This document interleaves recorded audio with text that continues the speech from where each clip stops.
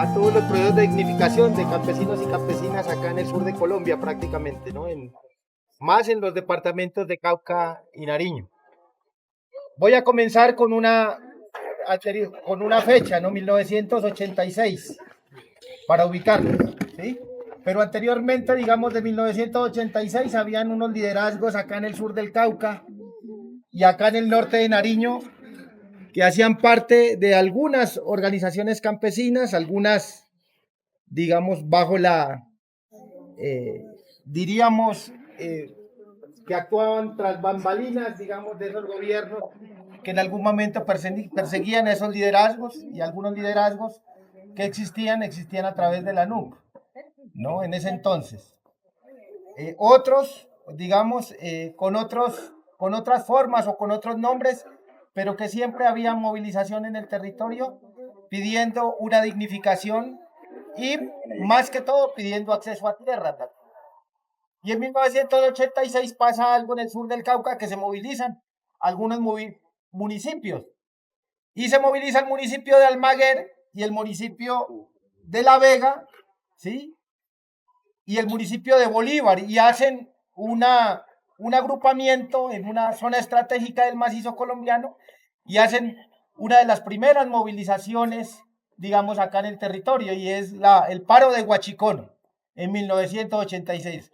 Campesinos y campesinas reclamando vida digna, ¿sí? Ese se dice que es el origen de una gran organización que ha acompañado el movimiento campesino acá en el suroccidente colombiano, y es el Comité de Integración del Macizo Colombiano, CIMA. En el 91 se siguen sumando algunos otros municipios y se hace un paro en Rosas. En el 96 hay otro paro de Rosas, y en el 99 hay un paro de un mes que se tapona la vía panamericana en un límite, digamos, en un río, ¿sí? En un río que no separa, en un río que une, que es el puente de Dos Ríos, que son tributarios, el río San Jorge y Huachicono son tributarios del río Patía. Estamos hablando del límite entre Mercaderes y el bordo Patía, Cauca. 8.000 campesinos y campesinas se agrupan allí para pedirle al gobierno nacional que debe haber dignificación a los campesinos y campesinas.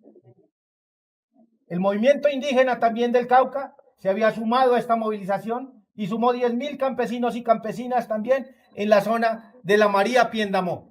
O sea, el Cauca estaba tapado por Cabo y Rabo durante un mes. Pero durante ese mes fue una toma artística, una toma cultural y unos hermanamientos y afectos permanentes entre las comunidades. Y aparecen unos pastuzos de por allá de San Lorenzo, de San Pablo, ¿sí? En ese calor del Patía, ¿sí? Y pusieron una bocina grandota allá, y era una emisora que tenían ellos para hacer sus comunicados, y era una emisora que se llamaba Chichuya Estéreo, porque eran fianos, y allá, pues, estábamos a la orilla del río. Y ese Chichuya Estéreo hizo que caucanos y nariñenses se unan y se hagan unos hermanamientos y unas afectividades para poder pensar el territorio de manera diferente. Y yo creo que ese es el origen del Tecán para nosotros y nosotras. Yo estaba niño, pero participé, pues joven estaba, ya pasando en una transición por allí. Hacía parte y me quedaba abriendo la boca por ahí, pero prestando mucha atención a lo que decían los líderes y lideresas en ese entonces, ¿no? Cumplíamos un papel en los movilizados de Mercaderes, pero bueno, ahí aprendimos mucho del tema de la movilización y qué era el tema de hacer resistencia y poder pedirle a los gobiernos de turno que puedan, digamos, satisfacer esas necesidades históricas en el territorio. Ese paro fue muy interesante. ¿Por qué? Porque activó unos compromisos a nivel nacional, se firmaron unos acuerdos, algunos todavía no los cumplen y están pensándolo todavía, digamos. Pero en esos acuerdos fueron más importantes algo que decía Toño, y es muy clave, ¿no? Siempre pensamos en legalizarnos, pero se hicieron unos acuerdos más que institucionales, se hicieron unos acuerdos comunitarios que hasta ahora existen y perviven en el territorio y se proyectan en el territorio. Eso fue lo más importante y clave de ese paro, ¿no? Ese paro también, además de movilizar las instituciones, movilizó a la cooperación internacional. Y no han de creer que de ese paro ya llegó, digamos, organizaciones como las Naciones Unidas a acompañar a campesinos y campesinas, a hacer planificación de lo que podría ser en territorio algunos parques nacionales y algunas áreas de conservación que el movimiento campesino había propuesto también. Entonces, de allí, de ese paro, nace el Parque Nacional Natural Serranía de los Churumbelos, que está ahí juntico al Indiguasi, a las compañeras del Caquetá que vienen de San José del Fragua, ¿sí? Allá nació, desde ese paro nació ese Parque Nacional Natural, 68.000 hectáreas. También nació otro Parque Nacional Natural, que es el parque de aquí, de la Mamá Juana, que queda aquí en la Cruz, Nariño, ¿sí? Que si algunos escuchaban ayer en algunas conversas, decían del volcán, del complejo volcánico, que son 3 volcanes junticos que hay ahí, las Ánimas, Petacas y el Doña Juana, ¿sí? En ese momento, digamos, también se propuso que eso sea un parque nacional natural, o sea, un área protegida. Son más de 200.000 hectáreas protegidas, ¿sí? A nivel de parque nacional, a lo mejor no fue, o no es, o no representa para algunos la idea de conservación que se mantiene de la institucionalidad, pero bueno, digamos, son áreas conservadas que contribuyen, digamos, a la preservación del territorio y a estos ecosistemas, ¿no? De allí, pues surgen unos hermanamientos y el CIMA también recibe unos apoyos y hay hace presencia también la Holanda, Cooperación Internacional, llega en ese momento y activa una serie de organizaciones. El CIMA, por ejemplo, en ese momento, de ahí comenzamos algunas organizaciones, las escuelas de agroecología, recuerdo, ¿sí? Desde el 2004, 2003, 2004, 2002, procesos de escuelas de agroecología, procesos de fortalecimiento a mujeres, y por ahí aparecían las gaviotas por acá, aparecían por allá otras compañeras en San Pablo, digamos, ¿no? Otras compañeras por allá en la Bota Caucana, en Villalobos, 200 mujeres consolidando su proceso alrededor de ese parque, de lo que iba a ser el Parque Churumbelos también, ¿sí? Eso generó hermanamientos y afectividades, vuelvo y repito, acuerden de esas palabras, hermanamientos y afectividades que aún perviven en el territorio, ¿no? De allí, desde ese momento, también el CIMA, con todos esos apoyos que se habían hecho frente a estas reivindicaciones que se habían pedido, fortalece también unas escuelas, unos procesos que se le denominaron las fincas de referencia agroambiental, y era toda una metodología dedicada a la agroecología, pero era unas escuelas, ¿sí? para trabajar todo ese tema agroambiental. Hubo problemas en territorio. Llegaron el proceso paramilitar también tocó este territorio, digamos. Algunos, digamos, ya que no podían trabajar con la institucionalidad, digamos, cosas grandes, comenzaron también a trabajar las legitimidades de las cosas pequeñas, ¿sí? Y una parte de trabajar esas cosas pequeñas eran las famosas también escuelas, las escuelas culturales del CIMA, ¿sí? Hubo un proceso también de reivindicación de las músicas del macizo colombiano con algo que se denominaba la chiva del encanto maciceño, que era la reivindicación de todos unos grupos musicales que habían acá y que se dio fuerza a todo lo que hoy es el bambuco patiano también, que es fuerza y vivencia de esa interculturalidad del territorio también, ¿no? En ese momento, digamos, los compañeros y compañeras del norte de Nariño y sur del Cauca se seguían uniendo y se seguían, digamos, hermanando y seguían pensando en el territorio. Y hay un hito clave que es el 2011, que es la asamblea de líderes y lideresas del Tecán en el 2011, en ese mismo lugar donde 8.000 campesinos en el 99 habían taponado la Panamericana, ¿sí? En ese momento, digamos, ya se definía, digamos, el movimiento el movimiento, era la asamblea del suroccidente colombiano en ese momento. Líderes y lideresas se unieron en ese momento. Así como habían otras organizaciones alrededor del país hablando de que el campesino tenía que ser sujeto de derechos, pues allí también se tocó ese tema de que el campesinado tenía que ser sujeto de derechos.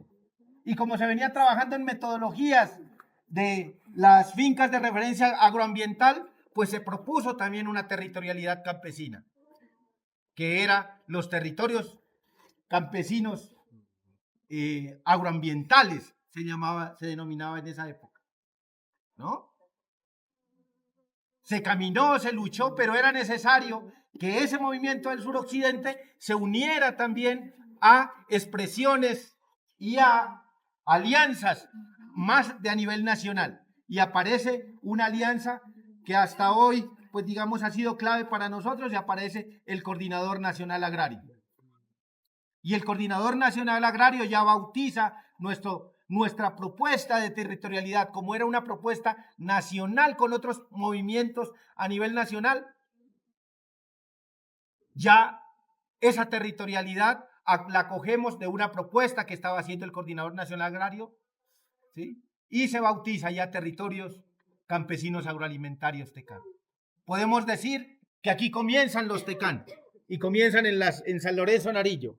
Y yo soy orgulloso de decir, conocí y que conozco a Roberelli, que ha sido uno de los promotores, y creo que Roberelli va a quedar en la historia que en el suroccidente colombiano. Perdón. Este loco, perdón. Sí. En ese momento se hace una asamblea del Coordinador Nacional Agrario 2013-2014, se comienzan a hacer esas asambleas, esos comités municipales que lo vieron ustedes en esas pinturas que hay aquí. Y se determina que los municipios deben haber liderazgos que se comprometan con el proceso. Y en el 2014 ya se inicia, 2013-2014, se inicia la correría de crear el primer territorio campesino agroalimentario que nace en este territorio. Aquí precisamente nació. Eso lo va a contar ella. Bueno, que lo va a contar ya, no me adelanto, Sonia, no me mires así. Aquí nació esa propuesta. ¿Listo? Bueno, pero siguiendo con el tema. Esa propuesta nació y se consolidó y caminó 2015, reuniones con alcaldes, 2016, 21 de noviembre del 2016. ¿Sí? En el 2013, 2014, 2015, pues 2010, ¿no, compañera Andrea? Habían movilizaciones aquí en territorio defendiendo el territorio de la minería. Yo creo que ese tema ya lo dejo a ellos, que lo comenten, que han sido los protagonistas. Y que es la mazamorra, el gol que se sacó de aquí, que se quemó las camionetas, que decía anoche Andrea, si se acuerdan, los que estuvieron en la piedra. ¿Listo? Mercaderes había sido azotado también. Allí tenemos un bloque que es el bloque 6 y 7 de la Agencia Nacional de Hidrocarburos, bloque 6 y 7, que comienza, dice un escrito que hace Camilo González Pozo, dice la Cauca Saudita, comienza el petróleo en el Parque Caldas y termina en el Patía, bloque 6 y 7, ¿sí? Y comienza ya a hacer prospección la Gran Tierra Energy, aquí, y comienza ya a mandar gente, digamos, a hablar con las comunidades afro en el Patía y con las comunidades campesinas por acá y hacer exploraciones y hacer algunas investigaciones en territorio. Mercaderes también se llenó de la minería ilegal en esa época, 5.000 campesinos agolpados en el río Sambingo, 65 retroexcavadoras en el río Sambingo, 5.000 personas en ese río Sambingo. Había de todo, era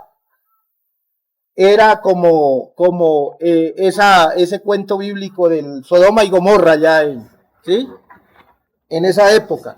Pero sin embargo, digamos, la comunidad se envalentonó y salió también a hacer respetar la vida del río, porque de acuerdo a la revista, a que algunos la quieren, esa revista, la revista de Mana, en esa época salía, en el primer titular, salía el primer río que se secó en Colombia a causa de la minería, y era el río Sambingo, ¿no? Pero los campesinos y campesinas salieron a reclamar el río, digamos, ¿sí? Y el río Mayo ya no nos separó al Cauca y Nariño, el río Mayo nos unió. Y créanme que la comunidad del norte de Nariño con la comunidad del sur del Cauca, digamos, hizo respetar ese río. ¿Sí? Ahora hay algunas escaramuzas todavía, pero a esa magnitud no. A esa magnitud no. Se sacó a la minería ilegal en ese momento del territorio. 2016 ya se consolida y el Tecán nace de esa lucha, es decir, de sacar la minería en el territorio, de esa angustia de campesinos y campesinas, de sacar la minería del territorio, ¿sí? Pero de conservar el agua. Y nos dimos cuenta que el agua no es el agua de por sí, que el agua es un elemento articulador del territorio. De eso nos dimos cuenta. ¿Sí? Y en eso de poner el agua, ¿sí?, como elemento o como sujeto principal, en realidad dinamizó que 5.000 campesinos y campesinas se reúnan en San Pablo, Nariño, el 23 y 24 de noviembre. Más adelante. Más adelante. Bueno, listo. Yo me emociono. Me emociono. Perdón. Entonces, hasta allí dejo yo. Si alguna cosa necesitan preguntar, pues estamos todavía abiertos. Gracias. Entonces vamos, la idea es que sean varias voces, ¿no? Y entonces ahorita, ya digamos como más aterrizado aquí a lo que es el Tecán, que podríamos decir que inicia en San Lorenzo. Entonces Alba es una de las protagonistas y nos va a contar esa parte de, podríamos decir, de los antecedentes de la creación del Tecán acá más en lo local. Compañeros, la historia del Tecán no para. Aquí hacen falta que otros escriban. Ahí sigue la historia. ¿Sí? No voy a acabar con esta mística, no. Los Tecán continúan con lo que ustedes van a ir escribiendo y van a ir aportando. Bueno, pues en primer lugar, pues me da alegría de tenerlos a todos y todas aquí en este hermoso, como les dije al comienzo, en este hermoso territorio que es nuestro municipio San Lorenzo, ¿no? O sea, de aquí para allá, pues ya es nuestro territorio, pero para nosotros el territorio es todo nuestro, pues, municipio, pero también es el departamento y el país, ¿no? Por eso estamos aquí. Y me da mucha alegría de que ustedes estén también aquí porque sé que son protagonistas de muchas luchas que se han venido dando en nuestro país. Pues yo voy a tratar de contarles lo que yo viví, ¿sí? Lo que vivimos las mujeres de San Lorenzo. Lo que decía el compañero Luna, decía en el Pilón, allá hubo una movilización grande donde pues participamos muchísimos, digamos, campesinos, campesinas, donde pues nos encontramos, pues no nos conocíamos, pero sí nos encontramos alrededor pues de las historias. Y ahí nosotras como mujeres pues llegamos allá y empezamos a conocernos, empezamos a conocer a otras mujeres, porque nosotras sí queríamos como empezar a que las mujeres de nuestro municipio empecemos a ser reconocidas y que nos miren que habíamos muchas mujeres campesinas y que también nos estaban violando nuestros derechos. Y es así que empezamos allá en el Pilón, después de la movilización regresamos a los territorios y empezamos a hacer digamos, un recorrido, una movilización de reconocimiento a todo nuestro territorio San Lorenzo. San Lorenzo tiene, digamos, 8 corregimientos, son 56 veredas, y todas nos las recorrimos así, o sea, nosotros como no teníamos, digamos, ni alcaldes, ni gobernadores, ni nada de instituciones, pero era tan grande esas ganas de trabajar, de hacer algo por nosotras las mujeres campesinas, entonces empezamos a reunirnos, a buscar, como dice Toño, con la lupa, quiénes de las mujeres nos les medíamos a hacer ese trabajo, esa lucha. Y fue así que iniciamos, o sea, 8 mujeres nos reunimos y empezamos a mirar, a hacer una propuesta, pues una propuesta pequeña, pero sí siempre pensando en el territorio, en esos sueños, en esos cómo hacemos para que los derechos también de las mujeres sean reconocidos. Y ahí fue que empezamos a hacer, digamos, a conocer que en nuestro territorio habían muchas cosas bonitas, hermosas y que mucha gente de que nosotros pues empezamos a llevar y a caminar no las conocía. Entonces ahí empezamos a hacer ese recorrido y se fueron uniendo muchas mujeres, muchas personas y como no teníamos digamos, para ir así que nos digan, nos van a dar un refrigerio, un almuerzo, no. Nosotros dijimos el fiambre. Trabajamos con el fiambre y las mujeres andábamos en cada corregimiento, hicimos una movilización también como lo hicimos en el Pilón y ahí llegamos a nuestro municipio y ahí ya como gaviotas, como organización empezamos a trabajar y a luchar esos derechos, ¿sí? Y es por eso que desde allá viene la organización Red de Familia Lorenzeña Las Gaviotas, o sea, esa es construida desde allá. Pero de ahí ya viene como el recorrido, el caminar, y las mujeres en ese tiempo, en ese año, en el 2008, ya me nombran para representarlas como concejal en el municipio, porque ya empezamos a ser reconocidas, ya hemos empezado a hacer un trabajo y ya me nombran como concejal y fuimos como ya las primeras, o sea, una de las votaciones más grandes, porque ya como mujeres habíamos logrado ese reconocimiento. Llegando al consejo es donde yo me encuentro con otros compañeros y empezamos a conocer la historia de los de la minería, ¿sí? Porque en el consejo ya los compañeros empezaron a hablar que allá en un corregimiento que se llama Santa Marta, que es al lado de Arboleda, donde ustedes estuvieron, o sea, allá llegó, ellos decían, llegaron unos turistas, unos gringos turistas, y ya llegaron con las carpas. Y nosotros nos parece bonito porque todo el paisaje que nosotros tenemos, eso es que los atrae, ¿sí?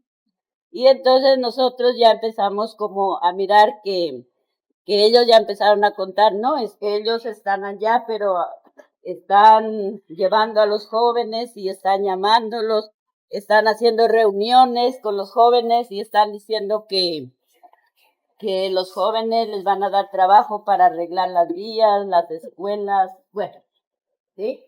Todo. Entonces nosotros, curiosidad, yo siempre he sido curiosa. Entonces yo les decía, pero raro, ¿no? Porque si son turistas, tanto tiempo no se van a llevar en un lugar. Y siendo turistas no creo que vayan a venir a arreglar allá digamos, el corregimiento, las vías a darle tanta plata y les van a pagar a los jóvenes tanta plata y después se van a ir. Algo tiene que haber. Y fue poco a poco fuimos descubriendo que ya había sido la minería, ¿sí? Pero ellos ya habían estado instalados, imagínense que ya había pasado un año, ¿sí?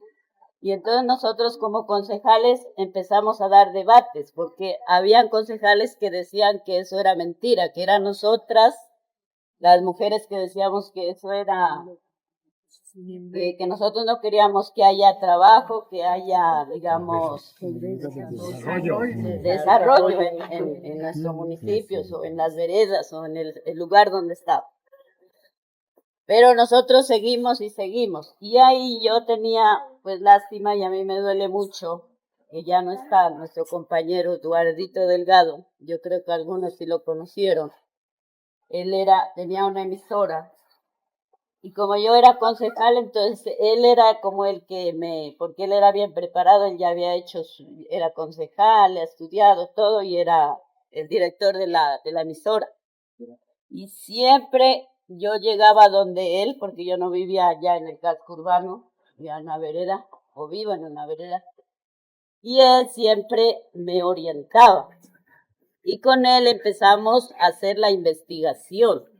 Ahí te pregunto una cosita, simplemente que es importante que los comentarios. Eduardito era, hoy le dicen con capacidades diversas, pero era discapacitado, pues él andaba en silla de ruedas.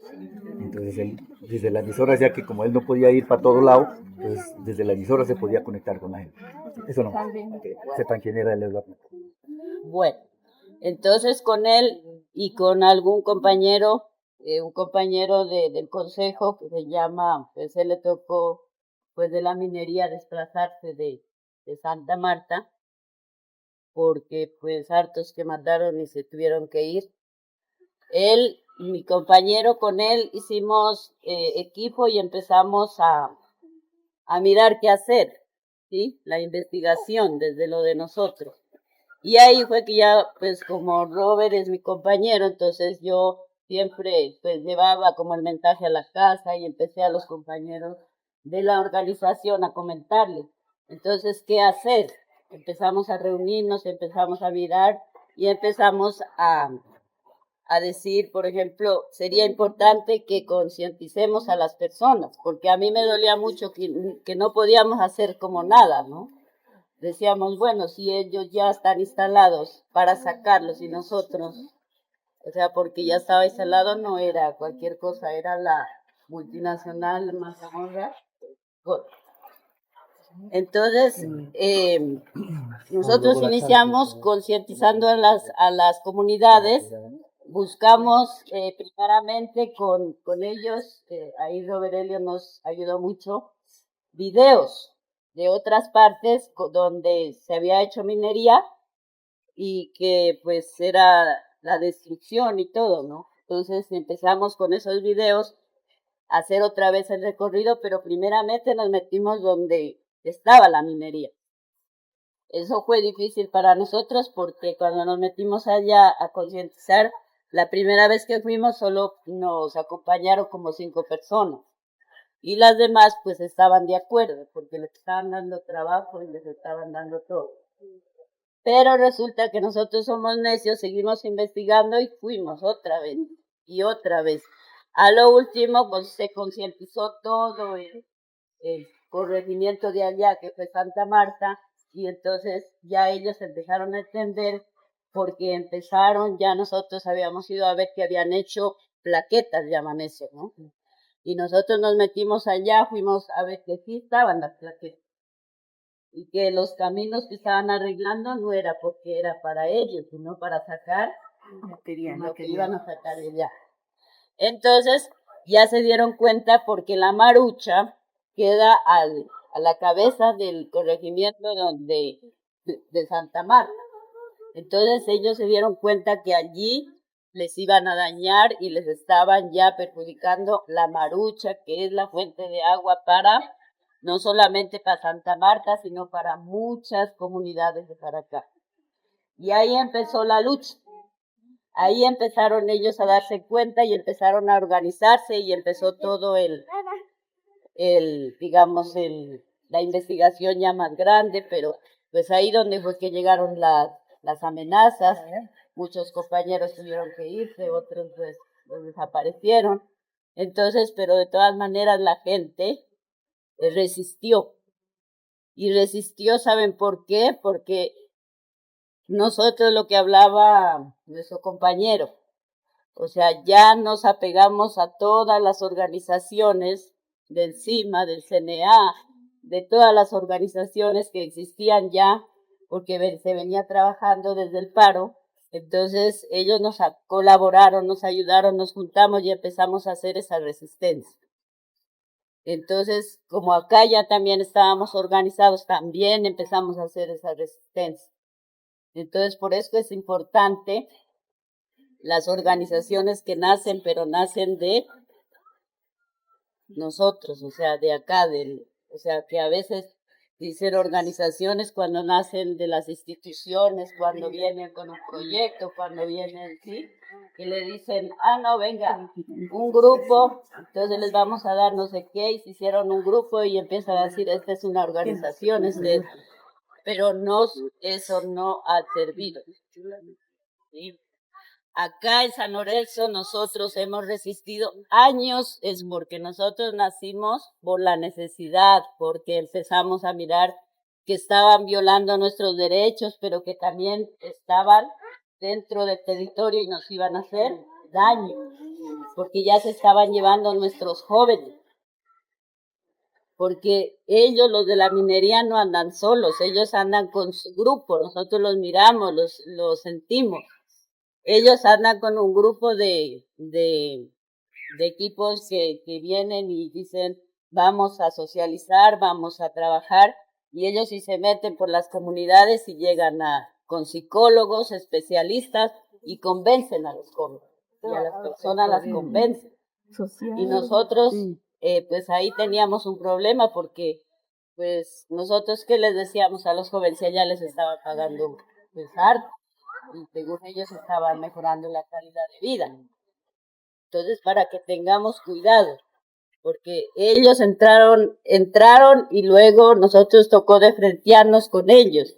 Pero ahí también, gracias a nivel internacional, pues teníamos como ya ese reconocimiento con todas las organizaciones que veníamos trabajando. Entonces ahí conocimos a un periodista que se llama Gerard Pandainsi. Él, un joven también que había estado pues trabajando con esto y conocía a fondo lo de la minería, entonces nosotros de alguna manera conseguimos, y él vino a nuestro municipio.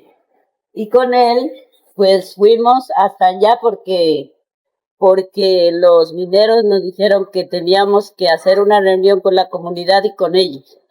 Pues nosotros la aceptamos. Pero conseguimos al periodista, que él sí sabía, sí conocía. Entonces sí, invitaron ellos a esta comunidad. Nosotros también invitamos. Llamaba Gerard, es irlandés, ¿no? El periodista. Eso, entonces cuando ya, bueno, nosotros sí teníamos miedo porque sabíamos que los mineros estaban ahí y ellos no estaban, pues ellos andan con su equipo y andan armados, ¿no? Nosotros el arma pues siempre ha sido como el bastón, ¿sí? Las banderas. Claro que llegó a la reunión, llegaron y ya nosotros no hablamos, pero teníamos miedo porque no sabíamos qué era lo que iba a hablar nuestro periodista.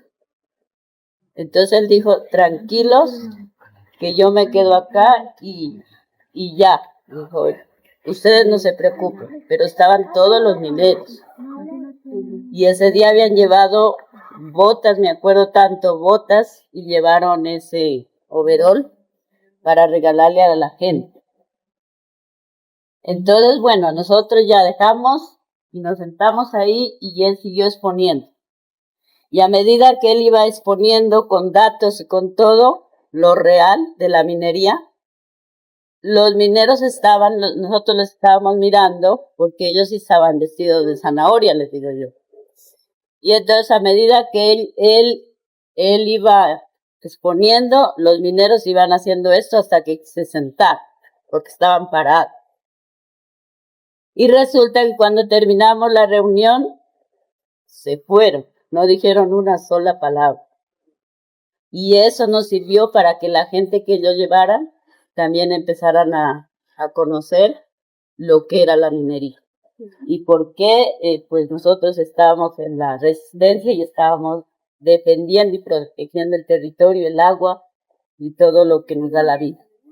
Entonces, esa es como lo que yo viví, la historia, pero de ahí pues ya otro compañero pues que me dice que eso es lo que yo viví.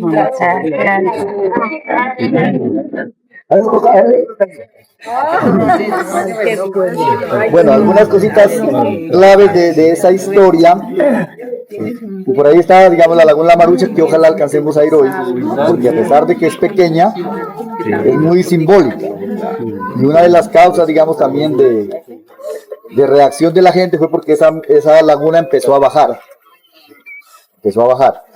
Entonces, y en alguna de esas placas que dice que donde estaban haciendo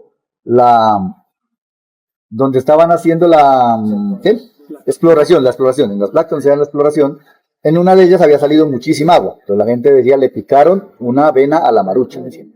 Y entonces decían que se empezaba a bajar. En otro lado, hicieron en otra placa de esas, salió un agua como leche blanca. Y esa agua, por donde corría, iba quemando. No sabemos qué habrá sido eso, ¿sí? Pero lo cierto, digamos, la naturaleza pone sus cosas donde deben estar. O Dios, nosotros decimos, Dios pone las cosas donde deben estar. Entonces, Entonces salió esa leche, seguramente no es alguna cal bien contaminante, porque hay cosas obvio que al estar en el subsuelo y sacarlas, se convierten en cosas tóxicas y pasa eso. Y al dueño mismo, digamos que incluso había dado permiso para que le hagan esa placa allí, se le murió un ganado porque alcanzó a tomar parte de esa, como castigo de mi Dios, digamos, como castigo de la naturaleza. ¿Sí? Bueno, entonces a la vez de que se hacía eso acá, también no solamente era San Lorenzo, digamos, bien es cierto aquí como que empezó la lucha, empezamos a hacer también otras acciones a nivel del territorio, porque nos dimos cuenta que los títulos mineros no estaban solamente aquí, sino que en todo el norte de Nariño habían títulos mineros y habían solicitudes. Entonces uno veía unos mapas que fue también parte, además de los videos que dice Alba, digamos que los utilizó para sensibilizar a la gente, también fueron unos mapas. Donde, yo creo que por ahí ahí están, ¿sí? Y donde veamos que casi toda esta zona norte de Nariño estaba llena de cuadros rojos y azules. ¿Cómo que llaman los cuadros? Polígonos, eso, estaban llenas de polígonos rojos y azules. Entonces, digamos, ya conociendo lo que había pasado en otro lado, o sea, si dejamos que eso avance, todo eso que vemos bonito acá, eso lo van a acabar el agua, van a acabar la agricultura, van a acabar el café, y acaban con nosotros, los calientes, ¿sí? Entonces, eso también, digamos, nos llenó de grima, digamos, de causa, pues, para poder enfrentar esa minería. Y fue así, digamos, también como se organizaron varios foros, tanto a nivel de los municipios, en San Pablo, en varias partes organizamos foros, luego un foro regional y movilizaciones. Me imagino que eso hablaron ayer, de pronto no sé si les comentaron las movilizaciones locales que hizo allá en Arboleda, y luego nos juntamos todos y nos fuimos a Pasto, allá nos glaciaron, ¿sí? Pero entonces fue, digamos, una lucha como precedente a lo del Tecán. Hubo varias movilizaciones en contra de la minería, ¿sí? Luego vino ya, digamos, el antecedente que contaba el compañero. En el 2013 ya se había propuesto que en este territorio del macizo íbamos a construir los territorios campesinos agroalimentarios, que allá estaba la propuesta. Y entonces nosotros lo que hicimos fue coger esa propuesta teórica que había y llevarla a la práctica, ¿sí? Y en ese momento no sabíamos cómo, ¿sí? Tocó de inventar, de pronto copiar algunas metodologías de otras comunidades, y entonces empezamos, se hizo el lanzamiento que fue aquí. Yo les había contado que aquí hay unas fotografías, ahora que den la vuelta, aquí en esta parte hay unas fotografías donde se hizo el lanzamiento de la propuesta aquí en esta vereda. Ya le decía que se la hizo aquí porque este era el centro de una cantidad de mineros que hacían alrededor, ¿sí? Y además porque aquí cerquita está Arboleda, cerquita está Cartago y cerquita está la universidad. Es un sitio, digamos, como que confluyen estos municipios, y además nacen muchas aguas. Para hacer ese lanzamiento, dijimos nosotros, hay que invitar las fuerzas vivas. Entonces invitamos a los alcaldes, a los concejales, a las comunidades. Y como esta zona es bastante católica, bastante religiosa, dijimos, hay que invitar a los curas también. Y nos dimos a la tarea de invitar a los curas de los alrededores, ¿sí? Pero, y nosotros además teníamos, digamos, uno sospechaba, ¿y qué tal que no vengan? Y entonces quedamos como mal. Entonces nosotros ya teníamos nuestro cura, ¿sí? Que es el padre Mauricio. El padre Mauricio, un obispo que pues ya venía siendo desde antes amigo del CIMA. Entonces lo trajimos al padrecito acá. Dijo, listo, si no vienen los otros, por lo menos tenemos uno, ¿sí? Aunque él es de una, porque desafortunadamente se nos murió. Él era de una corriente, ¿se acuerdan de la corriente de él? Anglicano, de la iglesia anglicana era él, y que es parecida a la iglesia católica, pero es una diferencia. Sin embargo, digamos, aquí desde los curas que invitamos, uno nos copió y vino. Entonces aquí chévere porque se hizo una misa concelebrada, digamos, entre dos sectores de la iglesia, ¿sí? Entonces eso fue bonito porque, bueno, se miraba cómo ahí era posible, cómo la lucha por el territorio, por el agua, era posible unir a la gente de diferentes religiones, ¿sí? Así como de diferentes políticas, la gente se une. Eso es lo que la experiencia que hemos tenido. Bueno, después de, digamos, el primer día hicimos la misa aquí, hicimos, digamos, como una armonización, uno, digamos, de tipo espiritual, religiosa, pero también hicimos una armonización de tipo ancestral. Entonces trajimos a unos amigos de la zona de Aponte, del cabildo de Aponte, que teníamos algunos de la gente acá, entonces los trajo para hacer también la armonización ancestral. Y se hizo. Y al otro día ya se hizo, digamos, como al gusto del padre, hicimos una misa campal allá en un llano de esos, se hizo así parecido con esto, con las banderas, ¿sí? Con los símbolos, y fue muy bonito porque precisamente dentro de su sermón, él decía, el pecado más grande es que ustedes dejen acabar esto tan bonito que tienen. Entonces, obvio que eso a la gente la toca. Son católicos, no, si el padre dice, eso toca de hacer. Entonces, eso nos dio más fuerza, digamos, para la lucha. Entonces, ese fue, en ese mismo lanzamiento, sí lo puedo, pero sin pisar los.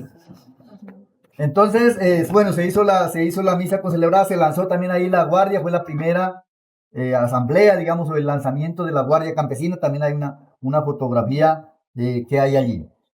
Y se invitó a algunos alcaldes, también vinieron, creo que vino el alcalde de Arboleda, vino el alcalde de San Lorenzo, y ya empezamos como a comprometerlos a defender el territorio. ¿Sí? Bueno, eso digamos, podríamos decir que eso fue en el 2015. Mire que, digamos, del 2011, que fue cuando hizo presencia, o nos dimos cuenta, en el 2011 fue que nos dimos cuenta de que estaban las multinacionales mineras acá. ¿Sí? En el 2013 se hace el congreso del CNA, se lo hizo en San Lorenzo, y ahí se orientó a hacer los TECAN, y en el 2015 hicimos el lanzamiento de la propuesta como una estrategia para proteger el territorio. ¿Sí? Luego dijimos, bueno, ¿y ahora cómo vamos a hacer? Porque, bueno, lo hicimos aquí, bueno, vino mucha gente, ¿sí? Por ahí hay unas caminatas, por allá, creo que la pasaron. Unas caminatas que la gente, unos llegaban a pie, a caballo, y era bonito porque de todos lados iba llegando gente a concentrarse aquí, ¿sí? Entonces eso fue, digamos, una vaina impactante, pues, que acá pues no se había hecho. La gente, por ejemplo, de abajo de Vegas, donde utilizan esta agua que nace aquí, ¿sí? Al mirar, dije, pero nunca habíamos conocido de dónde venía el agua que nosotros estamos utilizando. Entonces, eso fue también, digamos, otra parte que sirvió para la concientización. Bueno, al año siguiente de haber hecho ese lanzamiento, hicimos el primer encuentro de autoridades, que le llamamos. El primer encuentro. Esto que muestra Toño, por ejemplo, yo le decía a algunos, es aquí bajito. Por ejemplo, mire que eso, en alguna de las estrategias, prácticamente utilizamos dos estrategias para construir el TECAN metodológico, ¿no? Una que fue las caravanas de mojoneo y pagamento, y la otra que fueron las mingas de armonización y de pensamiento, para ir construyendo la propuesta, ¿sí? Entonces, esas caravanas de mojoneo y pagamento las hacíamos a los sitios más emblemáticos, ¿sí? O sagrados. En este caso, uno de ellos era la Marucha, otro era el Cerro de la Campana, otro era el Cerro de Chimayoy, ¿sí? La Matista. Bueno, entonces, a todos esos sectores se hicieron, digamos, nosotros llamamos caravanas de mojoneo y pagamento porque eran, digamos, como unos peregrinajes a esa zona, con tres objetivos. Bueno, ¿y por qué, digamos, mojoneo y pagamento? El mojoneo, digo, que los que somos campesinos sabemos qué es mojoneo, ¿no? ¿Saben o no? ¿Saben? Poner los mojones, dicen, vamos a poner los mojones, o como dicen, hay que marcar territorio. Eso es lo que hacemos nosotros, marcar territorio. Hasta aquí es mío. Entonces, como aquí por ejemplo, en este caso, y lo mismo la Marucha, era un sitio que es de nosotros, y el gobierno nacional dio permiso, dio esos títulos, sin consultarnos a nosotros, y ni siquiera sabíamos. Y según decían los alcaldes, tampoco sabían. Ahí nos quedó la duda si realmente lo sabían o no sabían, o los compraron, pero ellos dijeron que no sabían, ¿sí? Pero nosotros dijimos entonces, no es justo entonces que alguien de fuera venga y se apodere de nuestro territorio, y nosotros que vivimos aquí, que cuidamos el agua, cuidamos estas cosas, no nos tengan en cuenta. Entonces dijimos, esa fue la primera estrategia, vamos a hacer unas caravanas de mojoneo y pagamento, porque a veces uno también se acostumbra de ir como del trabajo, a veces va al pueblo y no más, no conoce más. Entonces nos dimos a la tarea de conocer el territorio, porque también se dice que cuando uno conoce, uno ama y uno defiende. Entonces era importante que la gente, ¿sí? Y era chévere porque en las caravanas pues íbamos de todos, íbamos adultos, jóvenes, niños, ¿sí? Iba la policía, iba el alcalde, entonces era como esa articulación para conocer el territorio. Precisamente una de esas caravanas de mojoneo, la hicimos allá a La Marucha.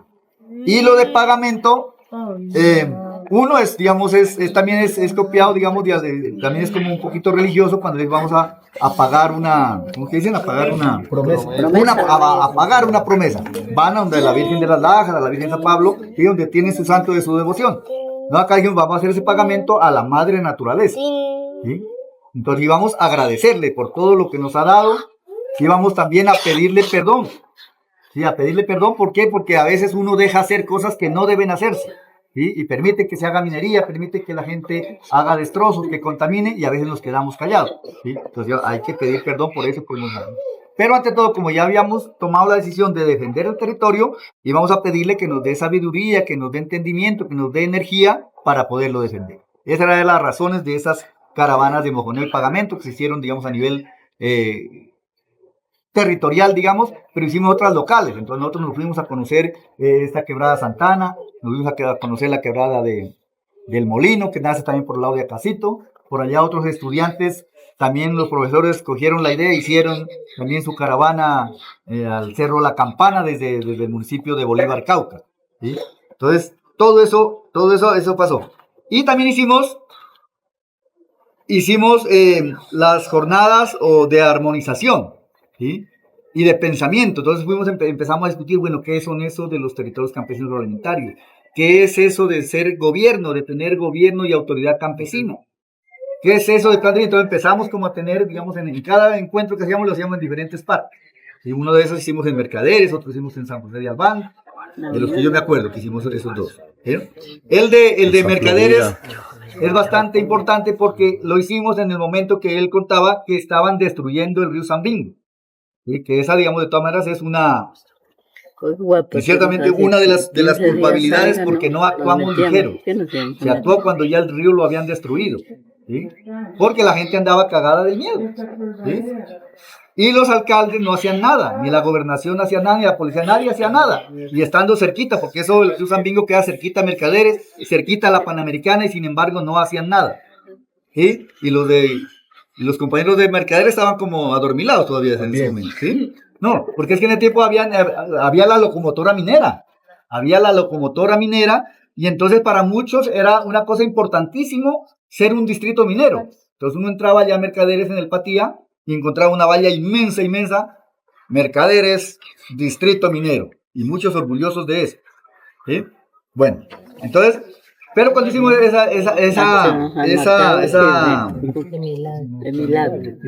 no, esa no fue mojoneo, esa minga de pensamiento allá, y de armonización, estaba en eso. Entonces el compañero Robert Daza, que siempre ha estado en este proceso, digamos, él hace parte de este territorio, pues los que vienen de otro lado, él es de ese territorio, hizo un pronunciamiento, y en ese pronunciamiento dijo: listo, señores autoridades de la gobernación de Nariño, de la policía y de la alcaldía, si ustedes no hacen nada sabiendo que hay minería ilegal acabando un río, entonces vamos a ir nosotros y lo responsabilizamos de lo que nos pueda pasar, porque obvio esos mineros que estaban allí ilegales estaban respaldados por grupos ilegales, entonces era un peligro, ¿sí? Sin embargo, pues había la decisión de que si ellos no actuaban, íbamos a actuar nosotros. No sabíamos qué hubiese pasado si nos hubiese tocado de hacer eso. Sin embargo, a los pocos días ya la autoridad actuó y mandó, pues bueno, el ejército, y lo sacó, ¿sí? Sacó la mayoría de esas máquinas. Creo que todavía quedan por ahí unas 2 o 3, pero ahí está. Y luego, si ya hicimos, digamos, después de haber hecho esa metodología de poder, digamos, difundir, porque aquí nos tocó de empezar como de arriba para abajo. A veces dice que los procesos toca de abajo para arriba, ¿sí? Pero en este caso nos tocó de arriba para abajo. ¿Por qué? Porque teníamos el enemigo encima, la minería ya estaba aquí, y no podíamos ponernos a consultarle a todo el mundo, no. Entonces tocó de juntarnos, y luego sí empezamos a hacer que se informe mucha gente, ¿sí? Y terminamos haciendo la proclamación del Tecán. Pues fue una gran concentración, se calcula que unas 4.500 personas hubo en el municipio de San Pablo. Y ahí entonces proclamamos el territorio campesino alimentario. Hicimos, el día antes de esa proclamación, hicimos una asamblea de líderes y lideresas, y empezaron a construirse los mandatos. O sea, ahí elaboramos el primer borrador de mandatos de este Tecán. Y de ahí para adelante quiero que alguien me ayude. Porque bueno, hemos hecho muchas cosas, pero después de eso, bueno, algo que hicimos han sido los encuentros de autoridades. Los encuentros de autoridades, decíamos, nosotros ya nos consideramos que somos autoridad campesina, entonces tenemos que reunirnos con las otras autoridades, que son los alcaldes, que son los gobernadores. Y los convocamos, incluso al poco tiempo que lanzamos la propuesta aquí, hicimos una de esos encuentros de autoridades en la Unión. Y hemos hecho como 3 o 4 de ese tipo de encuentros. Y una digamos, de las otras acciones, además de construir el territorio camino alimentario, otra acción muy fundamental queremos nosotros, que de lo que hemos hecho acá, han sido las consultas populares. Pero de ese tema nos va a contar la compañera Amanda, porque ya me estoy cansando. Entonces, muchas gracias.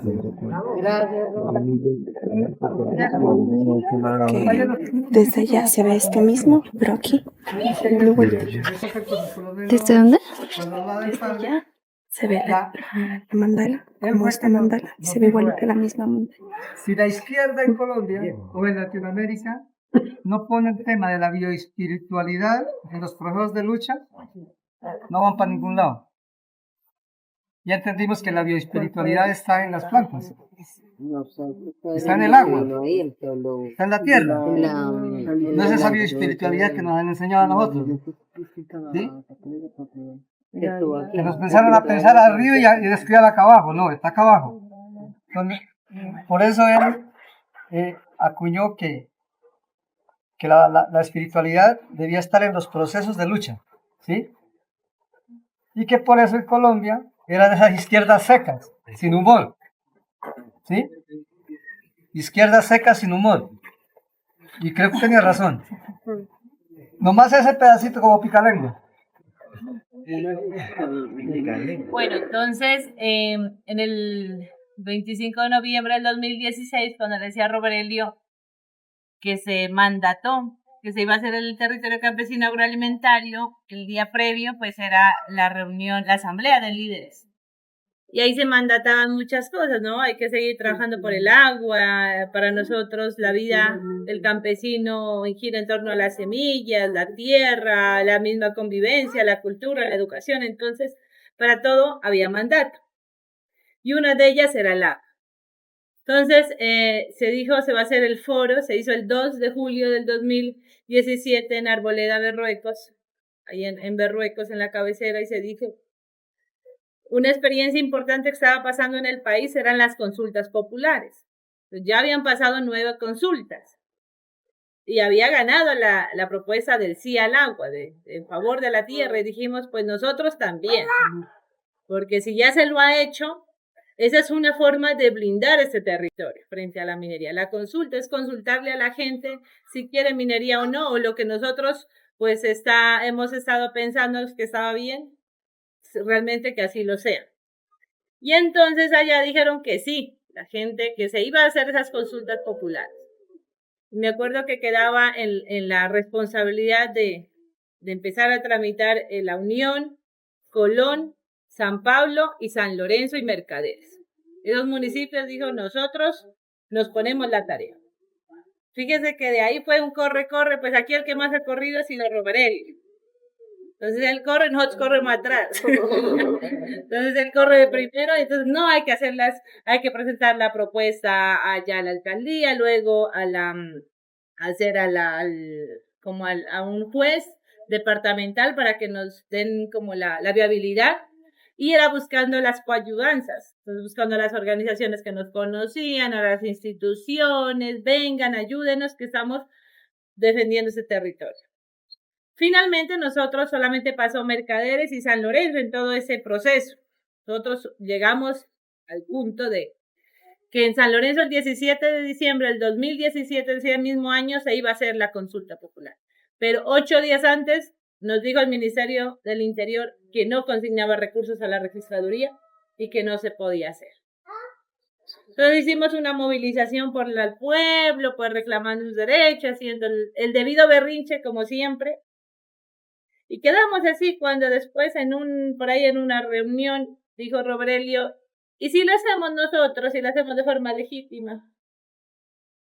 Dijimos, pues bueno, hagámoslo. Y empezamos otra vez, otro corre atrás de Roberelio, porque ya todos juntos se vaya allá a la comunidad de allá, que vaya usted a hacer nosotros la misma comunidad de Estado y de comunidad. Entonces había que juntar el registrador comunitario, los delegados, pues en vez de la policía obviamente iba a ir la Guardia Campesina, los transportadores, y fue un movimiento ya no solamente donde sean las Gaviotas, que es la organización que ha impulsado estos procesos aquí en San Lorenzo, sino el conjunto de otras organizaciones y de la comunidad. Entonces no era una propuesta solo nuestra. Y me acuerdo que en mi corregimiento decían, no, pues si es que eso es para el colegio y como el día de elección se da sopa, los políticos van seco y sopa, pues nosotros también. Y es que ese colegio ahí está la cocina y como es para un bien para los niños, hay que hacer la sopa. Y yo pongo la leña, yo pongo la... En todos los lugares se empezó a hacer la misma dinámica como si fuera la elección de la registraduría. Y ese día dijeron, bueno, pero es que los niños también querían votar. Pero nosotros queríamos que sea lo más exacta a ese día de la registraduría. Entonces, sí era con la cédula. Entonces dijimos, no, también los colegios o los jardines pueden votar, pero en un proceso dinámico previo. Y nos fuimos entonces a los colegios a hacerle votar a los niños, a ellos que ellos decidieran también. Y me acuerdo que nos fuimos a un colegio que queda de otro municipio. Y solamente éramos bien estrictos, porque solamente podían votar los niños que eran de nuestro municipio de San Lorenzo. Y decían los de Taminango, pero es que el agua viene de allá, nosotros también queremos votar. Dijimos, no, después de la consulta a ustedes le venimos a ayudar, pero ahorita solamente vota San Lorenzo. Y votaron los muchachos y eran 3.500 jóvenes que les dijeron no a la minería. Y el 18 de noviembre del 2018 se hizo la consulta en San Lorenzo. Creo que Mercaderes la hicieron antes y después. Sí. ¿no? Y después, el 3 de agosto. El 3 de agosto, ya. Y ¿no? ahí ese día 6.660 personas le dijeron no a la minería en San Lorenzo. Era un golpe, digámoslo así, a la minería enfático sobre la legitimidad de lo que significa defender el agua, defender el territorio. La población de San Lorenzo son 19.000 habitantes en general. El censo electoral para esa época era 9.800, si no estoy mal, en 2018. Entonces habíamos logrado generar esa conciencia en el resto de la población, porque la asociación pues no es tan grandísima para cubrir todo el municipio, pero toda la gente estaba alrededor. Y bueno, después ya se sumó Mercaderes en esa misma dinámica, en ese mismo proceso. Y hubieron otros municipios que luego, bueno, nos cogió la pandemia, ¿se acuerdan ustedes? Pero en el 2021, 21,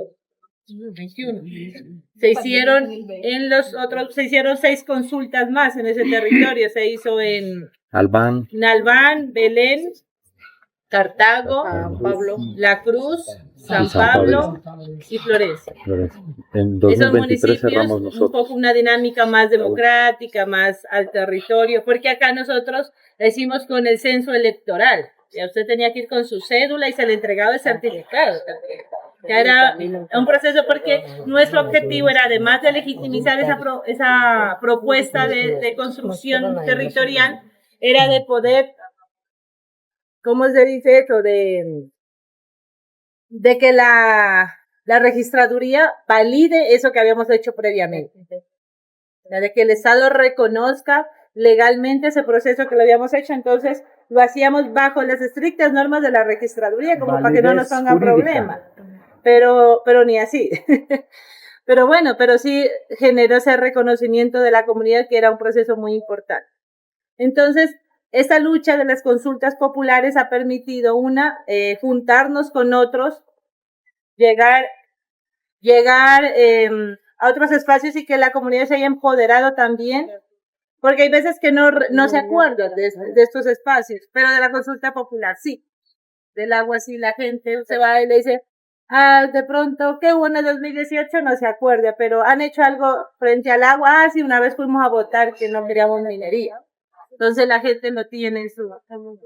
Yo quería hacer un aporte y es frente al tema de la consulta popular en Mercaderes, que se hizo el 3 de agosto del 2019. que toca llevar todo. Perdone. No. Quería hacer un paréntesis.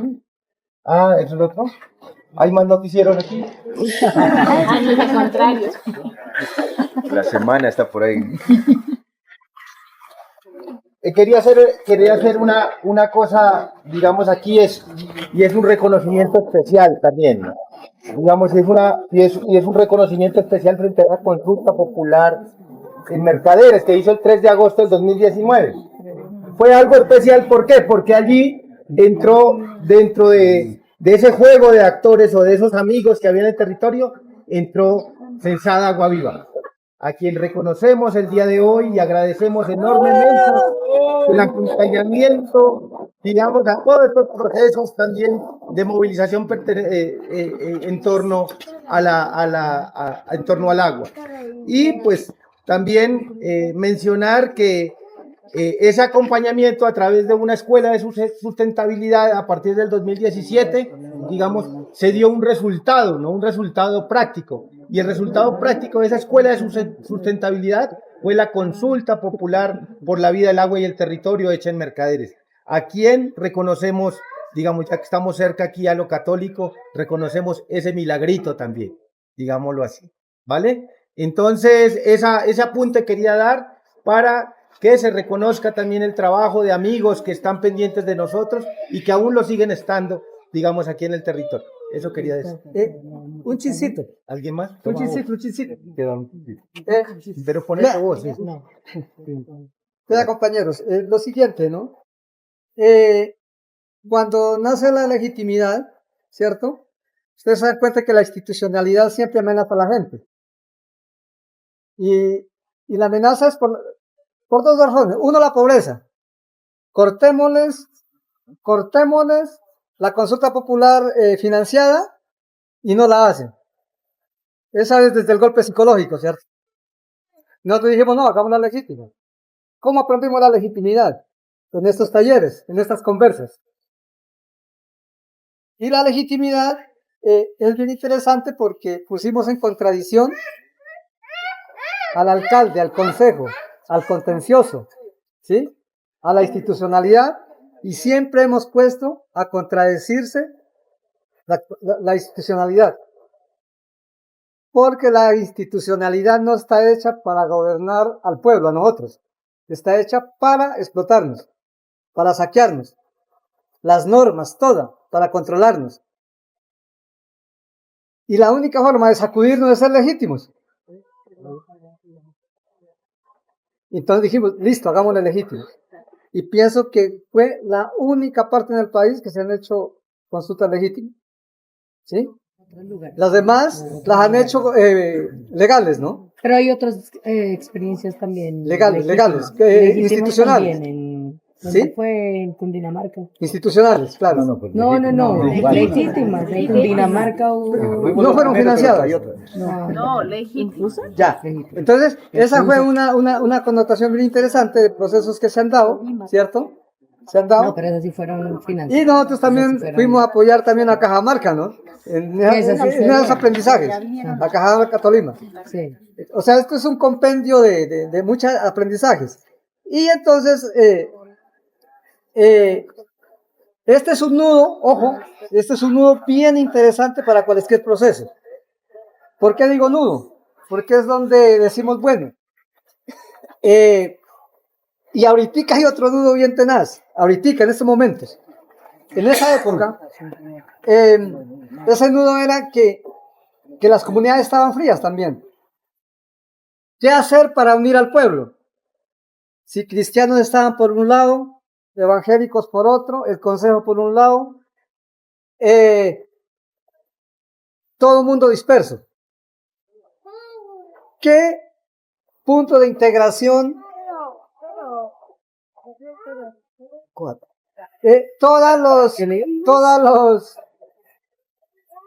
Dijimos entonces los puntos que nos van a unir en el territorio para armonizar el territorio, ¿sí? Armonizarlo. Es el agua, es una consulta popular. Y nos soñamos, dijimos no, que se vayan todos los 16 municipios del Tecán, todos. Ese era nuestro sueño, ¿no? ¿Se imaginan 16 municipios del Tecán en consultas populares? Era una locura. Y terminamos siendo San Lorenzo y Mercaderes, ¿no? Después llegó otra amenaza a los municipios que nos invitaron a tomar whisky a al Capitolio y a obligarlos a que tenían que seguir la explotación mineral en los municipios, llegaron y nos contaron. Dijimos, ahora sí vamos con las consultas populares de 16 municipios. Clasificaban 6, ¿sí? 6 municipios fueron a la consulta, que fue bien interesante, ¿no? Entonces, quería como para hacer claridad en ese nudo que hubo en ese momento. Muchas gracias. Bueno, ¿qué pasa? Bueno, digamos, después Con la palabra. de esa acción, digamos, de las consultas populares, como TECAM, empezamos, digamos, a hacer ya reuniones de la Junta de Gobierno, y en cada reunión de la Junta de Gobierno íbamos como fortaleciendo los mandatos, ¿verdad? Poniéndole carnita como propuesta a cada uno de los mandatos, ¿sí? Y también íbamos ya algunas cosas como empezándolas a construir, a pesar de que no éramos legales, no éramos reconocidos, pero éramos legítimos.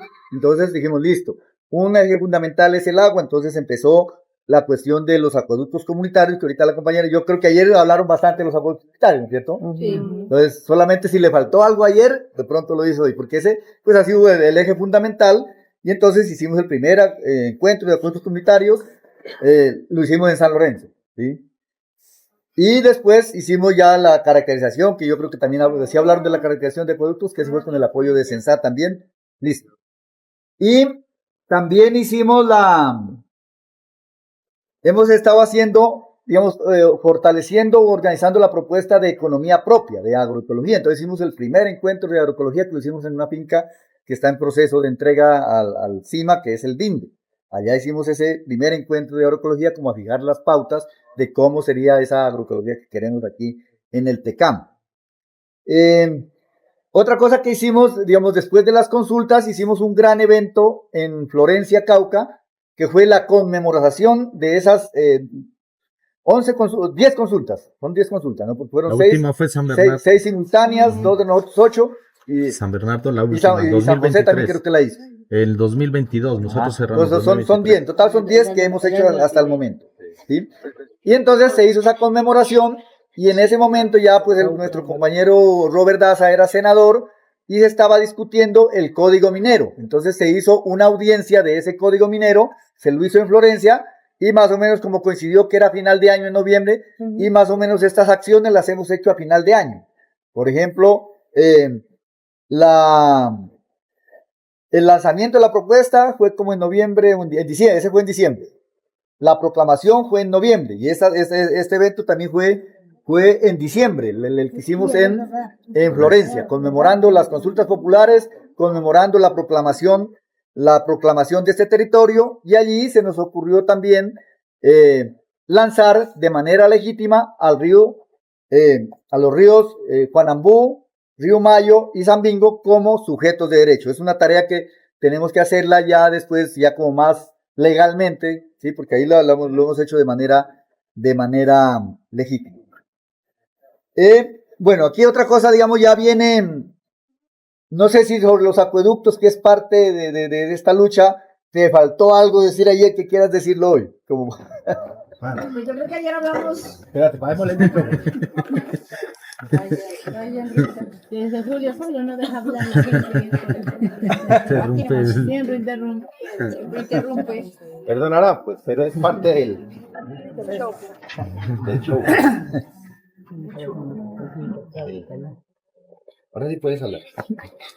Pues en la jornada de ayer hablamos sí mucho de los acueductos comunitarios, contando la experiencia de red de acueductos comunitarios de Arboleda y de cómo esas figuras ancestrales las llamamos, esas figuras que históricamente han plantado la posición de los campesinos en este territorio que históricamente pues lo habitamos.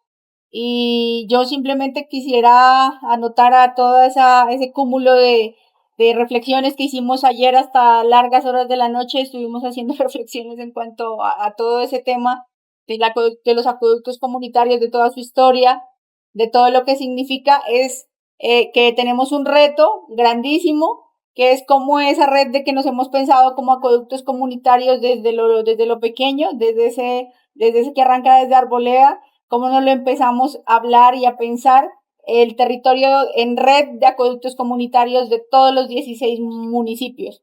Y ahí pues clave, creo que también hablando del tema de las luchas que se dan históricamente, es como también el papel de los acueductos comunitarios empiezan a tomar un papel de ver cómo empieza a evolucionar todo este tema también de la incidencia de los acueductos comunitarios, independientemente, compañeros y compañeras, que hoy está otra vez en riesgo el tema de la ley de acueductos comunitarios porque se cayó, lastimosamente, y eso es algo muy triste. Lo estábamos anhelando y creo que más que el anhelo lo necesitamos como figuras territoriales de defensa del agua, pero lo que dijimos ayer, nosotros con ley o sin ley, hemos funcionado y tenemos que seguir funcionando como acueductos comunitarios y creo que lo fundamental aquí es seguir haciendo alianzas con todas las organizaciones del territorio y de otros territorios para que esa ley que tanto anhelamos se siga discutiendo allá en lo legislativo para que se pueda dar en algún momento. Entonces, yo creo que tendremos que pensarnos en muchísimos más encuentros de acueductos comunitarios, ya en ver cómo también otras cosas, como la incidencia de los jóvenes, como la incidencia de la mujer, entra a jugar un papel fundamental en este tema de los acueductos comunitarios también, para fortalecerlos. Creo que lo más importante hoy, en este momento de la historia que estamos viviendo, creo que estamos llamados a fortalecer aún más. Sé que la cosa no está fácil, no está fácil el tema de fortalecimiento de los acueductos comunitarios, pero también tiene que haber ese aliciente de que hoy creo y creo, estoy convencida que hay muchísima conciencia. Es la mitad de un país que está consciente de que hay que cuidar el agua y que hay que cuidar todas las formas de vida. Entonces yo por eso quisiera cerrar para no alargarnos, Rodrigo. Bueno.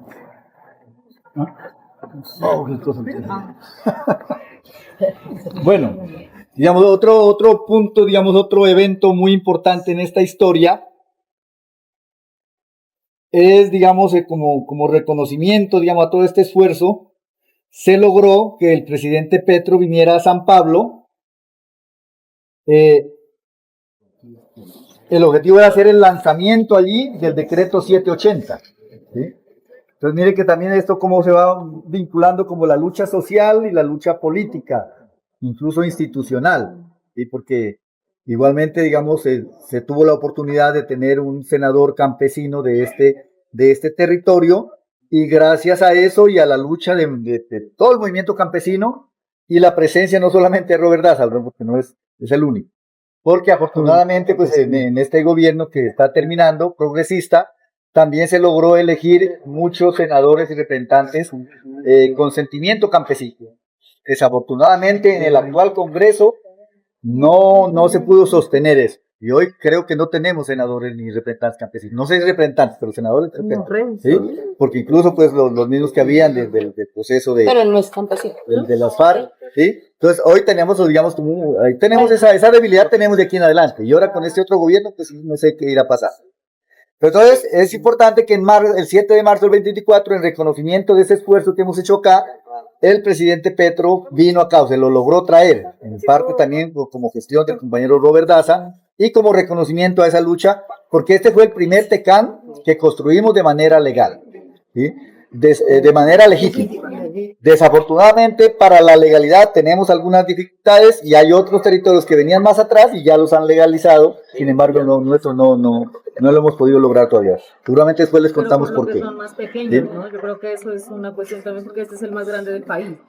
O sea, pero no es por eso nomás. Pero también porque las demás son veredas, ¿no? Y creo que en las veredas es un poco más suave. Pues hay menos oposición, ¿no? Menos oposición. Por eso, porque son pequeños. Listo. Entonces, digamos, digamos otra cosa, y entonces ya viene el proceso de formalización. Pero antes de esa formalización y hablar un poquito del plan de vida, le queda la palabra a uno, digamos, porque en la construcción de la propuesta agroecológica es importante las semillas. Entonces aquí tenemos un compañero guardián de las semillas que digamos que le comente un poquito sobre este proceso de la guardianía de semillas y cómo eso hace parte de nuestra propuesta de economía propia para la vida. Bueno, primero que todo, pues contarles que como campesino, Yo vengo de una familia que es numerosa, ¿no? Anteriormente, pues, nuestras familias eran supremamente numerosas y se hacía, digamos, importante, se le daba mucha importancia a la semilla porque era cultivar la comida. Para eso eran nuestros padres, nuestros abuelos, se hacía necesario tener muchas semillas para ser autónomos de nuestra propia alimentación.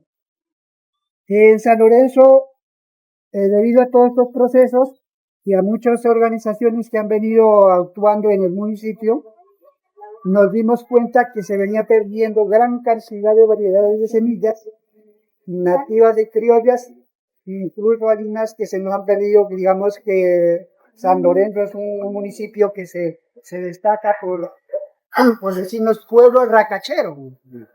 Pero entonces esas semillas de la racacha también se nos están perdiendo y nos pusimos a investigar y todas las semillas de maíces y todo también se estaban perdiendo. Entonces nos pusimos en la tarea de hacer como ese censo de qué semillas teníamos anteriormente en nuestras regiones, y qué semillas tenían nuestros abuelos.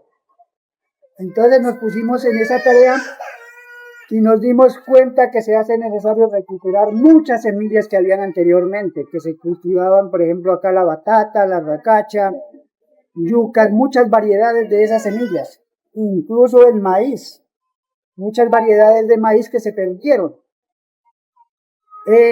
En este proceso se hizo también un evento que también es también que fue actuar en un reconocimiento, en un acuerdo digamos, declarar nuestro municipio como territorio libre de semillas transgénicas. En eso tuvimos las organizaciones sociales haciendo los recorridos, como siempre se han hecho acá, concientizando a la gente de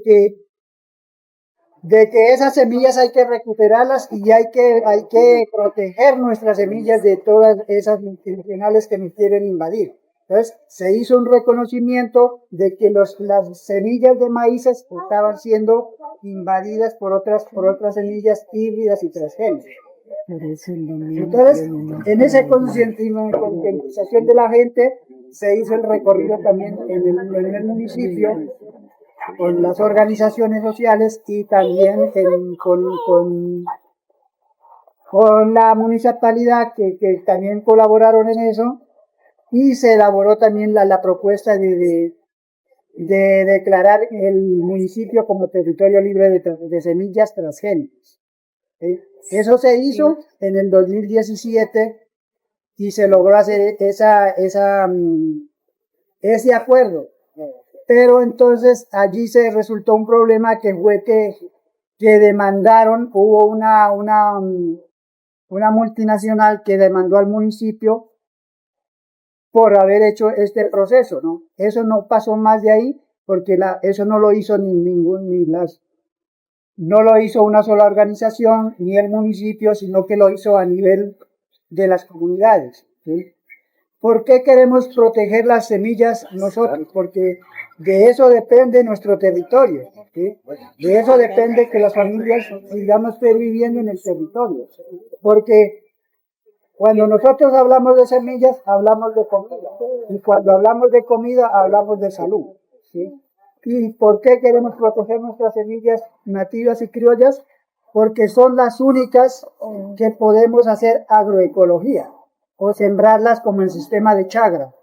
Lo que nosotros llamamos chagra, o en otras partes tienen otros nombres, ¿no? Pero la chagra se forma de todas las semillas que tenemos en el territorio. Entonces, para nosotros es bien importante en el territorio recuperar lo más que podamos de las semillas que tenemos en el territorio, hacer una investigación, qué semillas hemos perdido, y ponernos en la tarea de buscarlas y traerlas otra vez nuevamente al territorio para seguirlas promoviendo acá en este territorio y poder vivir dinero. Bueno, cordial saludo. Perdón que me haga por acá. Inicio pues agradeciendo este espacio que nos brinda la espiritualidad, el Dios de la vida, la Madre Tierra, como todo lo que nosotros llamamos vida, ¿no? en este trasegar del caminar por estos senderos de la protección de la vida digna, quiero contar una experiencia desde lo personal y desde cómo interpreto de esta geometría de conocimiento y de experiencias lo que me ha llevado hasta este preciso momento de la vida y de compartir con ustedes. La posibilidad de interiorizar esto desde la medicina del Ambil, desde una comunidad Huitoto Murui, que nos habla que el Ambil reconoce eso, ¿no? Reconoce que es una medicina del corazón y que desde el corazón se conecta con la mente y que ese ser que tenemos nosotros íntimo, ese ser que independientemente del conocimiento que tengamos, académico, religioso, social, el contexto que llevemos, tenemos un ser que en este momento nos convoca a esa defensa de la vida, de los ríos, de las montañas, de los páramos, de las selvas o donde nosotros vengamos, lo traemos acá. Y quiero traer a colación esto porque pues tuve la posibilidad de conocerlo y de recibir esa palabra de algunos mayores. También se complementa con la medicina del Mambe, que el Mambe ya es más comunitario. Los mayores hablan que la hoja de coca tiene forma de lengua y la lengua se usa para hablar, pero no para hablar cosas negativas, sino para hablar cosas positivas de construcción colectiva. Aquí estamos reunidos diferentes comunidades, diferentes formas de pensar, y eso es lo que nos invita, ¿no? A pensarnos con el otro, a actuar con el otro y a hacer esa construcción legítima del territorio. Desde mi caminar en la universidad, estuve muy cercano a los procesos estudiantiles del Congreso de los Pueblos, y ahí por los laditos pude conocer el movimiento campesino. Pero, la verdad, mi vida se la debo al movimiento campesino, siendo yo campesino, pero tal vez renegando de él. Le agradezco a doña Fanny que aquí se acerca, porque mi primer encuentro con el movimiento campesino fue en la finca de ella. Siendo yo muy joven, tal vez, pudimos tener un encuentro de agroecología, de pensarnos, de tal vez trazar una ruta de trabajo alrededor de las circunvalar galeras. Después de esto, para mí son muy importantes los cuarzos. Ahorita hablábamos con el compañero que ahorita estamos trabajando con el niño, muchas cosas, mambeando, compartiendo conocimiento, él desde sus carritos, yo desde mis piedritas, pero ahí jugando y construyendo la palabra. Y para mí es muy importante este cuarzo que me regaló Manda, mi compañera de vida. Y este cuarzo es sacado de aquí cerca, ¿no? De la vereda Corpus, que representa esta lucha que aquí ustedes miraron en las pinturas, en las fotografías, en las historias que se cuentan, que representa esa expulsión de la Gran Colombian Gold. Entonces, sacamos la minera y ¿qué hacemos con ella? Ya tenemos el territorio, por un lado, copado con una presencia social, y de ahí ¿qué hacemos? Ahí lo cuento en una manera de sincretismo, por decirlo así, porque mi conocimiento se ha venido construyendo de esa manera. Por un lado, compartir con comunidades indígenas, porque también soy comunero indígena de un cabildo indígena del Pasto. He compartido con medicinas tradicionales amazónicas, pero mi autorreconocimiento es totalmente campesino y soy, ahora puedo decirlo, adoptado de San Lorenzo y mi territorio es San Lorenzo, Nariño. Me siento muy, muy orgulloso de ello y mi vida está hecha acá, mis raíces, mi compañera de vida y mi hijo están acá. Y eso me permitió desarrollar mi tesis de maestría en San Lorenzo sobre este conflicto territorial. Y quisiera compartir 3 puntos básicos de esto, y perdonen el contexto. Uno, que tuve la posibilidad en ese marco de la tesis de maestría entrevistar a 3 personas muy fundamentales en este proceso campesino. Don Roberelio Delgado, don Robert Daza, Dubi Ordóñez, una mujer lideresa fuerte del movimiento social también acá en el norte de Nariño y sur del Cauca. Y hay cositas también importantes que se mencionaron. Una, el papel de la mujer campesina, en donde ya llegó la minería, llegaron esas amenazas externas y cómo ajustaron la táctica en ese momento para la resistencia. Si ya los hombres líderes estaban amenazados, entonces, ¿qué hicieron? Ahí creo que doña Alba lo manifestó muy bien en un encuentro que tuvimos. Pues una estrategia es sembrar la huerta, es embellecer las huertas, embellecer las fincas, porque la mujer empezó a hacer ese proceso social como dadora de vida de vida humana, pero también dadora de vida en la tierra. Entonces lo complementa también don Roberelio y don Robert Daza diciendo, pues si no tenemos agua, ¿cómo hacemos agroecología? Entonces ahí nos pensamos unas políticas públicas más allá de la agroecología. Y ahí ya se empieza a pensarse también en los cimientos del territorio campesino agroalimentario. Y yo lo entendí así, como les digo, es mi percepción personal. Y otro punto fundamental que yo entendí en ese trabajo de maestría es que dónde está esa transferencia generacional, porque mi tesis se la dedico a mi hijo, Camilo Alejandro, que mañana cumple 3 años. Y ese trabajo lo entiendo desde un mandato que se hizo en el 2016, cuando el TECAM se lo construyó de manera legítima, que dice, los jóvenes dentro de 20 años tienen que coger tajo en la lucha campesina, ¿no? Así dice, ¿no, Toñito? En el mandato. Entonces, en 20 años los jóvenes tienen que coger tajo. Ya en el 2016, en 2046, serían los 2016, 2026, 2036. A mi hijo ya le va a tocar coger tajo en esa lucha campesina. Y yo como papá, ¿cómo aporto a eso? Entonces tenemos que ir si el coger tajo es que el niño coja la herramienta y vaya abriendo el surco, uno tiene que medio ahí ararle para que él coja el tajo. Entonces eso es lo que yo traigo aquí a esa reflexión en el pilar de la agroecología, en el pilar de la soberanía alimentaria, en la organización, en lo de la protección de los ríos. Es eso, cómo nosotros nos vemos ahorita en el aporte que hacemos. Desde el contexto que estemos, esa transferencia generacional es bastante importante en estos diálogos que hacemos. Aquí hay unos niños que están escuchando, tal vez muy inquietamente jugando, pero en su cerebro está totalmente conectado, totalmente. Y yo sé que mi hijo donde está también está conectado conmigo a través de mi pensamiento y de mis acciones.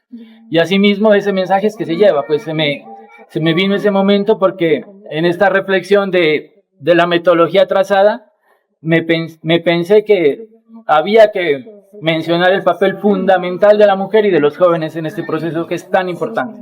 Eso solamente quería decir. Muchísimas gracias. Muy bien.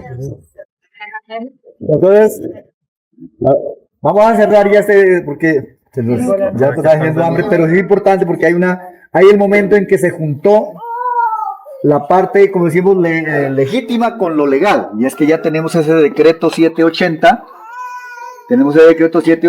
y se ha iniciado, digamos, el proceso de formalización. Entonces ahí de una manera yo no sé cómo va a hacer en pocos minutos hacer eso, qué ha sido el proceso desde que presentamos la propuesta hasta donde vamos ahorita. Y eso lo va a hacer el compañero Julio. Tenés que darme mediodía. No. 5 minutos. 3 minutos. Sí, pero vamos a en ese tema del proceso de formalización, el otro. No. Bueno. Sí, En el esa otro parte del también. proceso de formalización, ¿cómo va este Hasta tema? luego. Digamos, conectábamos con el tema de que el movimiento campesino pues había logrado poner a alguien, digamos, a un compañero del Catatumbo en el Congreso de la República en el 2014 aproximadamente, y el movimiento campesino le había dado licencia para que pueda cumplir el sueño de que el campesinado sea sujeto de derechos. Pasaron dos periodos, dos periodos, ¿cómo es que se llama eso? Periodos del Congreso, periodos legislativos, y se derogó, digamos, o no se logró llevar a cabo, digamos, se engavetó como 7 veces ese proceso de que el campesinado sea sujeto de derechos. Después, en ese trance también, pues no había una base técnica, ¿no? Una base técnica que pues, pudiera definir qué era el campesinado como tal y que pueda consolidar el tipo de progreso. Y entonces el gobierno nacional, digamos, tras la presión del movimiento campesino, sugiere que sea el ICAM que haga un proceso de caracterización de todas las formas de campesinado. Y sale un documento técnico que lo acompañan algunos académicos, algunas universidades, un documento que es la caracterización del campesinado en Colombia, y sale ya qué es el sujeto campesino y ese concepto del sujeto campesino. Y eso dio también a que más adelante esas ganas y esas que habían puesto, digamos, los compañeros congresistas en eso, pues ya se haya la coyuntura de hablar con un gobierno amigo, y en ese caso ya viene el gobierno del presidente Gustavo Petro, y el movimiento campesino pues hace esa parte de hablar, y de la primera exigencia que hacen al gobierno de Petro en esa andada después del estallido social, es que el campesinado tenía que ser sujeto de derechos, y si él era presidente, pues que pueda definir, y por medio de un acto legislativo se haga esa consideración y se haga la reforma en el 2023, que fue de las primeras acciones legislativas que hace el gobierno Petro, que es el acto legislativo 01 del 2023, que reconoce al campesinado como sujeto de derecho. Esto dio a que esto pasa luego a que dentro del Plan de Desarrollo Colombia Potencia de la Vida, pues ya se defina todo ese recorrer del movimiento campesino en torno a los territorios campesinos agroalimentarios, ya quede dentro del Plan Nacional de Desarrollo, y que la palabra campesino aparezca más de 30 veces dentro de ese Plan Nacional de Desarrollo. Ahí ya llegó Petro en marzo del 2023 a firmar el decreto 780, donde ya había libre a que se puedan formalizar estos territorios campesinos. Allí dentro de ese decreto ya da una tarea especial a la Agencia Nacional de Tierras para que haga un equipo que se denomina el equipo de territorios campesinos agroalimentarios. Y ese equipo de territorios campesinos agroalimentarios tiene ya la misión de formalizar esto. Y en términos del decreto 780, pues ya se determinan unos pasos ya definidos que los voy a sintetizar en 6. Se hace una propuesta en el 2024, en el 2025, perdón, en septiembre, octubre del 2025, ya la Junta de Gobierno que había del TECAN, que era legítimo, pues pasa a ser una Junta de Gobierno ya enlazada con la ANT para que haga un proceso de solicitud. Ese proceso de solicitud, pues que determina de que hay un polígono y hay un área. Esa área inicialmente era de 17 municipios, luego, digamos, por decisiones ya internas sale Bolívar, que pertenecía en esa época, pero queda Bolívar y Mercaderes en el Cauca y 14 municipios del norte de Nariño acá, para dar pie a que el TECAN ya se consolide en una propuesta de 16 municipios. Esa solicitud también llevaba unas condiciones económicas y una base inicial de lo que se había pensado desde el 2016 en los mandatos del plan de vida, y ya se configura esa solicitud, y luego pasa ya a que la Agencia Nacional de Tierras haga una visita técnica acá en territorio. Esa visita técnica se hizo en dos partes, una en noviembre del 2025 y otra en marzo del 2025 por lo grande del territorio. Y hubo un despliegue, digamos, para hacer esa visita técnica. Después de esa visita técnica, donde se corrobora, digamos, la información entregada en la solicitud por parte de la Agencia Nacional de Tierras de que este territorio había trasegado en un proceso de movilización y de resistencia permanente, y que había una hermandad y un diálogo permanente entre comunidades en eso de su territorialidad campesina.